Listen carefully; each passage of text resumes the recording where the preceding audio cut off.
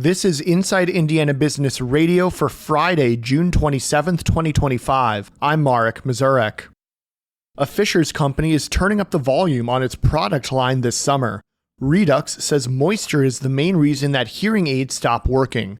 The company is preparing to launch 3 new products, one of which dries and then charges a user's hearing aids at the same time.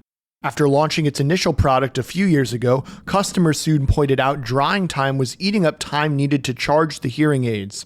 That led to the creation of the Ultra Dry and Charge, which will retail for around $300, but Redux wanted to drive down the price of its hearing aid dryer even more, so the company created the Dry Buddy for $90. People quit using their hearing aids because they stop working, and the reason they stop working is because they get wet. That's Ruben Jelensky, Redux's founder and CEO. He said all Redux's offerings are manufactured in Indiana and use a drying agent that absorbs moisture with no heat.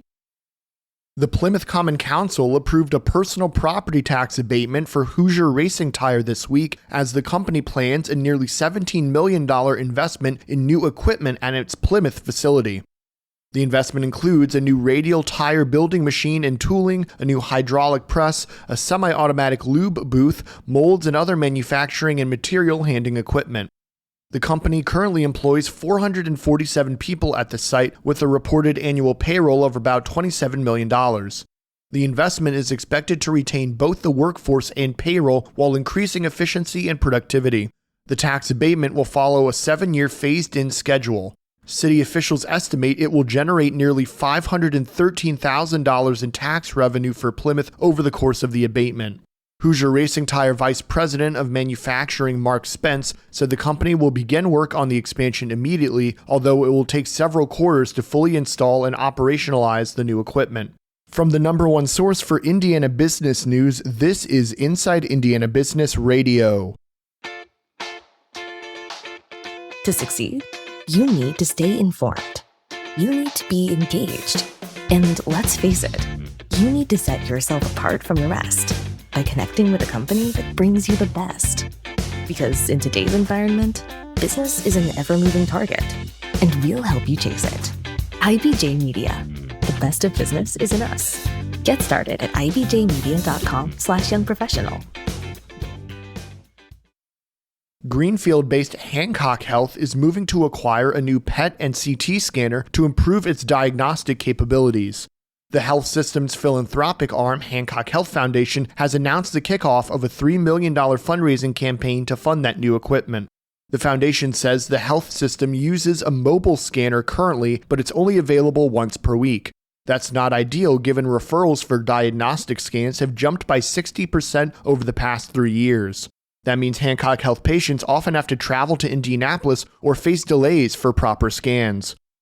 A new dedicated machine could detect cancer, heart disease, neurological disorders, and more. The foundation says efficiency would improve with the 2-in-1 PET and CT scanner as patients could schedule back-to-back scans without needing to come back another day. Taylor University is preparing to welcome its first cohort of Physician Assistants Master's Program students this August. This is the 9th accredited physician assistant program available in Indiana.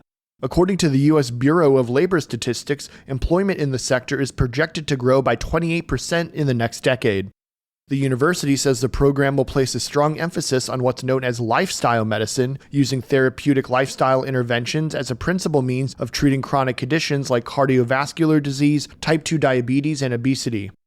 Taylor University says more than 20 Indiana healthcare entities are supporting the university's expansion and healthcare training. And the Ball Brothers Foundation has awarded $3 million in its spring round of grants, including money for public art, community organizations, and educational initiatives. In a news release, the company highlighted grants related to public art as part of a concentrated effort across Delaware County. The nonprofit views investment in public art as, quote, a catalyst for transformation in Muncie, end quote. Art-specific grants in the spring cycle include $30,000 for Conner Prairie Museum for trail maintenance, $35,000 for Music for All for the 2025 Bands of America Summer Camp, and $200,000 to Sustainable Muncie Corporation for general operations. For a full list of grant awards from the Ball Brothers, head to InsideIndianaBusiness.com. Longtime NFL coach and Colts analyst Rick Venturi is this week's guest on the Business and Beyond podcast with Gary Dick, presented by PNC. A weekly conversation with high-profile Hoosiers in business, sports, entertainment, and beyond. Available now from your favorite podcast provider.